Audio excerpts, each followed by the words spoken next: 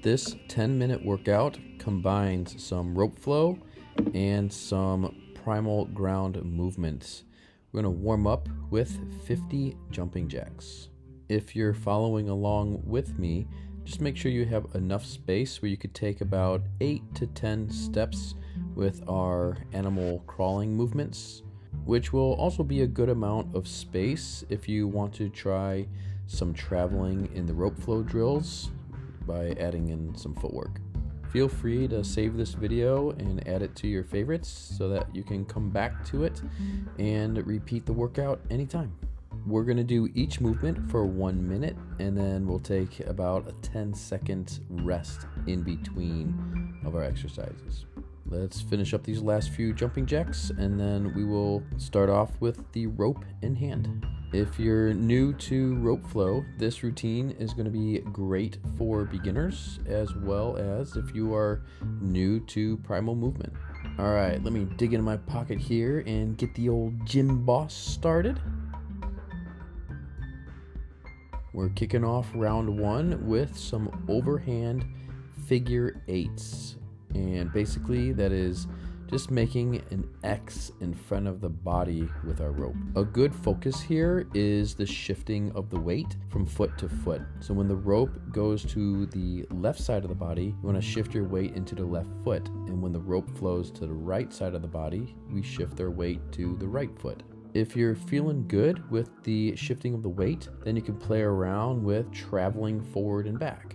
We can do that by simply walking, or we can keep 1 foot forward and kind of do more like a martial arts fighting stance, a little step and slide. But if shifting your weight is enough to work on right now, then just stick with that. And the next time you do this routine, then you can always try taking some steps.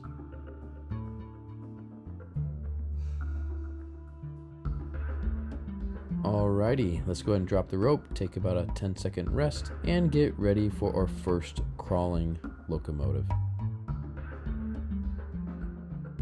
For round 2, we're working in the cat crawl. We're going to take about 10 steps forward and then 10 steps back, and we'll just alternate forward and back for the duration of this minute. From the quadruped position, push the ground away through the hands and feet until the knees are hovering a couple inches above the ground.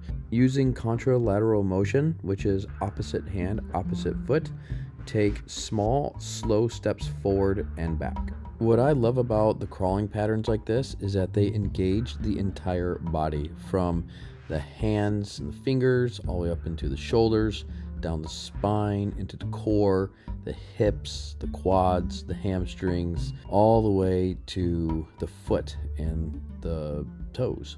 The slower you crawl, the more you'll feel your core and the rest of your body engage. Very good. Let's take a 10-second rest and grab our rope for our next rope flow movement. Round 3, we're working the underhand figure 8, and basically making an upward X in front of the body. Same principles of shifting our weight from foot to foot. Once you're feeling good with the weight shift, you might find that on the underhand figure 8, it's a little bit easier to coordinate some walking steps, both forward and back. This is due to the underhand figure 8 having the exact same spinal rotation movement as walking. You can also play around with the same step and slide type of footwork that we worked on in the overhand figure 8. One of the things I enjoy about rope flow is it allows a lot of freedom to kind of just play and explore the movements.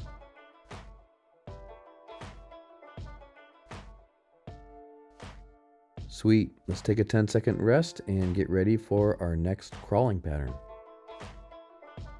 All right, let's come down to our hands and feet, but this time with the chest facing upward, and we're gonna start walking forward in that contralateral motion in the crab crawl, taking about 8 to 10 steps forward and also 8 to 10 steps backward. What's unique about the crab is we get to spend some time with our shoulders in a little bit of extension with the hands behind our back. The crab is great for shoulder mobility and wrist strengthening. And if you find that the crab is a bit challenging for you, then focus on taking smaller steps. Let me know how you're enjoying this routine where we're mixing in some rope flow and mixing in some of the primal movements. I personally enjoy getting workouts in like this where you get to mix up some standing movement practice and then also some ground movement practice. Alrighty, let's grab our rope, take a 10-second breather, and get ready for a challenging one, which is the dragon roll. Now, I did do a full tutorial video on the dragon roll, and I will go ahead and link that down below and also at the end of this video. For the dragon roll, essentially, the rope is going to pass in front of the body, then behind the body in one revolution. You can also increase the challenge of the dragon roll by adding in some footwork options, such as jumping, some jumping 180s, some pivot steps, and even adding in some of these 360 pivots. The dragon roll is great for working on improving the horizontal spinal movement, which is really important in the body's athleticism. This is a very essential movement in rope flow, so if you're new to rope flow and the dragon roll is just feeling like what is going on, then I highly suggest checking out my tutorial breakdown on this movement. Well, you definitely earned this 10-second rest. For our last crawling pattern, we're going to be working the ape. Starting in a crouched or deep squat position, we place the hands to one side of the body, shift our weight into our hands so that we can bring our legs over that same side that our hands are on. At first, just keep the hips nice and low to the ground, and then as you are getting more comfortable with the movement, then you can try lifting the hips higher up, putting a little more weight into the hands and shoulders. Like we got the lateral movement in the dragon roll from the standing position, the ape crawl allows us to get the lateral movement in the ground position. Let's go ahead and finish this minute strong of ape crawling.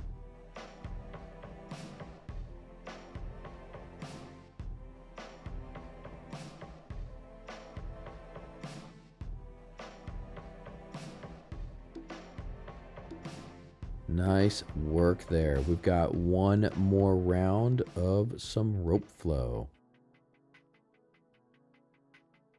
This last round of rope flow, we're just free flowing between the overhand and underhand figure eight and the dragon roll. This is when rope flow starts to get really fun and super beneficial in our upright movement. Though each pattern is great for developing specific mechanics in the body, it is the transitions from pattern to pattern that is the real key to developing the athleticism in the body. And the goal is to get to the point where you're not thinking and you're just moving and flowing. And over time, as you're learning new patterns, you can insert those into your flow. Just play and have fun here.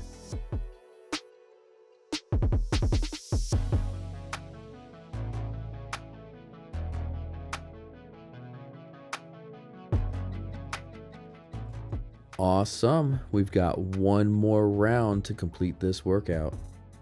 This last round is the same idea as what we just got done doing with the rope, where we're going to just free flow between our crawling patterns.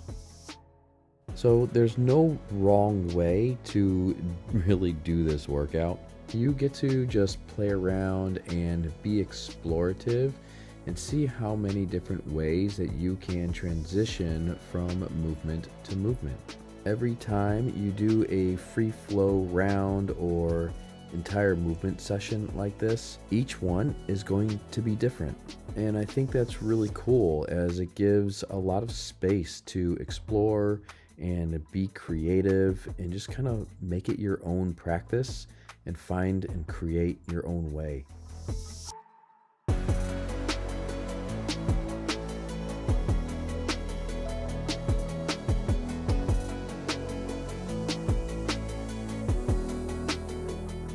Alrighty, well that is the workout. Let's take 10 seconds and then we'll do a quick cool down stretch. Let's cool down with some good mornings, which is really good for some hinging movement, some hamstring stretching, and working that whole posterior chain. Set your feet about shoulder distance apart, keep your knees straight, back straight, and just hinge at the waist. And you should feel a nice stretch all the way up the hamstrings.